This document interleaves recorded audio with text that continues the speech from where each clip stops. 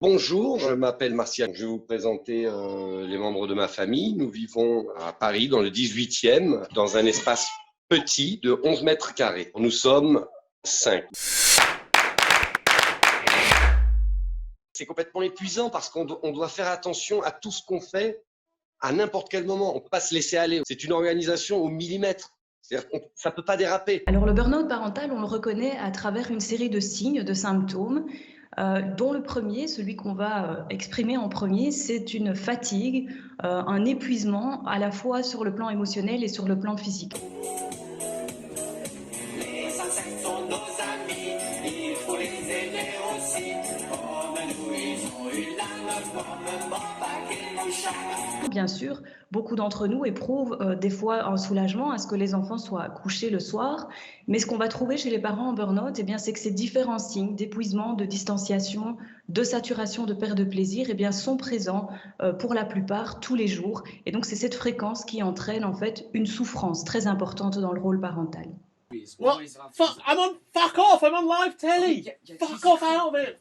Stay out of my office! On a écrit avec les enfants une charte du confinement. Dans notre charte, il y a écrit que les parents ont le droit de s'énerver une fois par semaine. Mais ils doivent s'excuser après.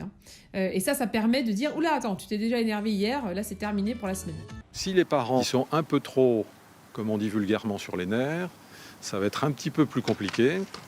Et donc là, les enfants seront, là aussi, comme on dit habituellement, un peu plus turbulents. Ils nous font des caprices, ils râlent, ils pleurent, ils nous font péter des plombs. Donc voilà. Et en fait, ça veut dire qu'ils se sentent en sécurité et ils peuvent se permettre d'exprimer toutes ces émotions qui sont difficiles à gérer. Et ça, ils le font de façon régulière pour vérifier, justement, que quoi qu'ils fassent, nous, on sera toujours là. On ne va pas les laisser tomber. C'est notre amour inconditionnel. Tu veux les réponses? Tu veux les réponses? Je te passe les réponses, Masson. Vas-y, envoie pas la maîtresse Fred. Juste pas rajouter un 0. Oui, ça fait 50. 450. Voilà, 450, voilà. Posez-vous toujours la question, lorsque vous sentez que vos nerfs sont mis à rude épreuve, que vous avez plutôt envie d'étouffer ou de tordre le cou à votre enfant que de jouer avec lui, c'est l'humour, je précise.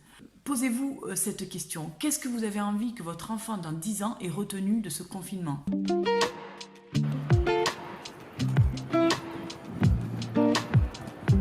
La principale activité est de regarder les poissons. Clairement, surtout avec ma fille, il y a beaucoup de vie, ça bouge tout le temps. Et puis c'est quand même magique d'avoir un aquarium pour nous tout seuls. On a pas mal de petits éperlans, des gardons, des carpes. Alors des carpes, on en a pléthore.